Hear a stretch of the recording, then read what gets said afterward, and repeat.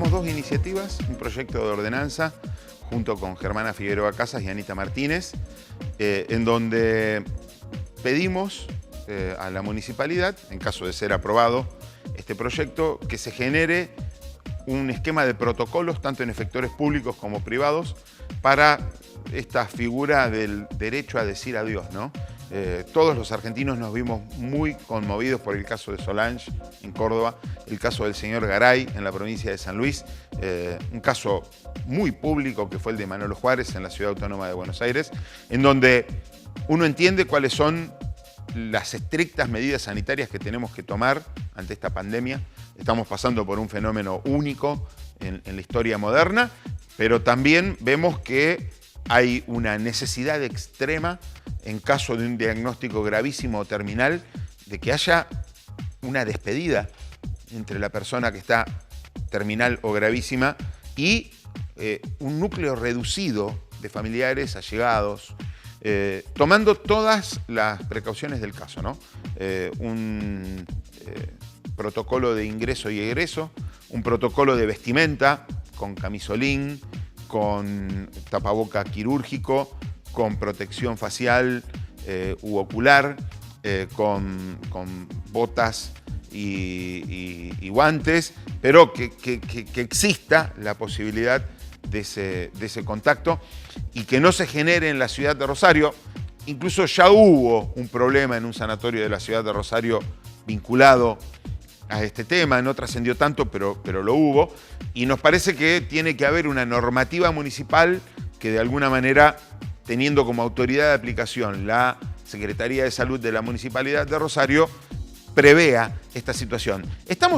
Nos enfrentamos todos los días desde el Estado a situaciones nuevas y tenemos que ser creativos para ir adaptándonos a esas situaciones. Nosotros no queremos que Rosario sea el escenario de un caso Solange y nos parece que teniendo una normativa que se aplique en todos los efectores públicos y privados, se va a poder de alguna manera evitar situaciones de esas características. Ese es uno de los proyectos. El otro, que lo encabeza Germana Figueroa Casas y acompañamos a Anita Martínez y quien habla, tiene que ver con un acompañamiento a enfermos de COVID en situaciones particulares. Una de las situaciones particulares son los niños. Si bien hay pocos niños infectados sintomáticos o internados con COVID, cabe la posibilidad de que eso suceda y un niño necesita un mínimo acompañamiento de un ser querido, de un ser próximo. Y el otro tema, que sí puede ser más frecuente, son personas con discapacidad que tengan internación con COVID. Sabemos que hay muchas personas con discapacidad que necesitan ese lazo afectivo cercano para no caer en crisis muy profundas.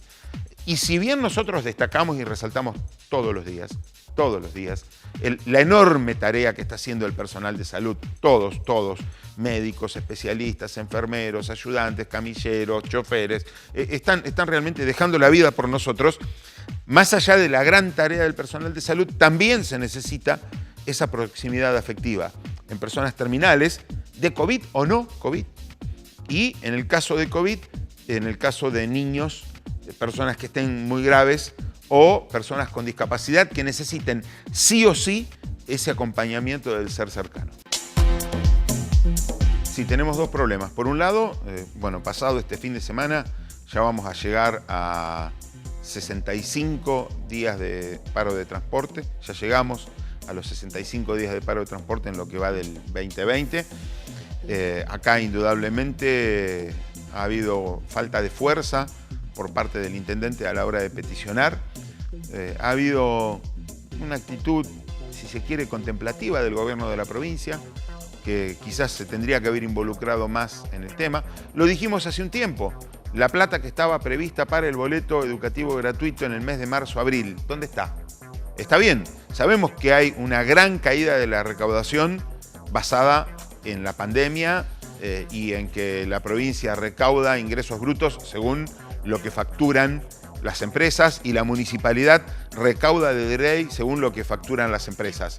Ahora, no podemos dejar a los trabajadores esenciales en la calle y no podemos generar un gran perjuicio a las pymes que tienen que pagar con fondos propios Las pymes están pasando por un momento malísimo, muchas, y además del momento malísimo, tienen que pagar con fondos propios el transporte que no asegura el Estado, contratando taxis, contratando remises para tener los negocios abiertos. Esto por un lado. Por el otro lado, lo que notamos, y lo volvimos a notar cuando se reanudó hace unos días el servicio de transporte de pasajeros, es que al haber menos frecuencias o al suspenderse frecuencias de manera sorpresiva, y a nosotros nos llegaron muchos reclamos a través de las redes y a través de ciudadanos que se pusieron en contacto con nosotros, la gente viaja muy amontonada en el transporte, tanto en la empresa estatal como en las dos empresas privadas. O sea, estamos pidiendo que en los parques, en los lugares de atención al público, en los lugares gastronómicos, una separación, un 30-50% de capacidad de ocupación. Y en un servicio que administra y gestiona el Estado o que concesiona el Estado, no se cumplen esas normas mínimas de distanciamiento. Nosotros ya lo hicimos hace un tiempo atrás y lo volvemos a hacer ahora. Cuando se reanudó el servicio la última vez, recibimos enormidad de fotos de los días en que funcionó el servicio, en horas pico, en donde no se estaban respetando las distancias mínimas. Nos parece que la Secretaría de Movilidad tiene que tomar cartas en el asunto. Primero, para restablecer el servicio. Y en segundo término, para, una vez restablecido el servicio, que se viaje con las distancias mínimas. Nosotros no queremos ser mal pensados porque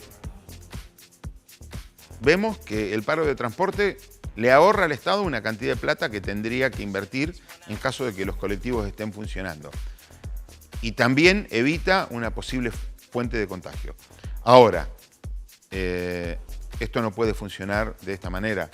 En el resto del país, el transporte funciona con frecuencias que garanticen el distanciamiento. Nos parece que más allá de alguna conveniencia económica, cosa que sinceramente no creemos pase por la cabeza de ninguna, pero existe. O sea, el Estado ahorra un montón de plata al no funcionar los colectivos, pero sinceramente no pensamos que esto suceda así. Pero después nos tenemos que poner en el lugar del trabajador esencial. El trabajador esencial necesita sí o sí el transporte. Y sí o sí el transporte seguro. Las dos cosas. Sí o sí el transporte, sí o sí el transporte seguro. Por eso, porque vos fijate que aún en los momentos de mayor cerramiento por parte de la cuarentena, funcionó el transporte. Porque los policías, porque los empleados de comercio, las cajeras de supermercado, el personal de salud y mucho personal esencial necesita de manera imprescindible el colectivo. Imprescindible el colectivo. Sabemos que al Estado le va a salir más. Sabemos que la municipalidad y la provincia no tienen una maquinita para imprimir billetes y cubrir ese déficit. Bueno, debe ser la nación la que tiene que hacer ese aporte extraordinario. Vimos cómo la semana pasada el Senado de la Nación dio media sanción a una reforma judicial que nos va a costar a los argentinos miles de millones de pesos.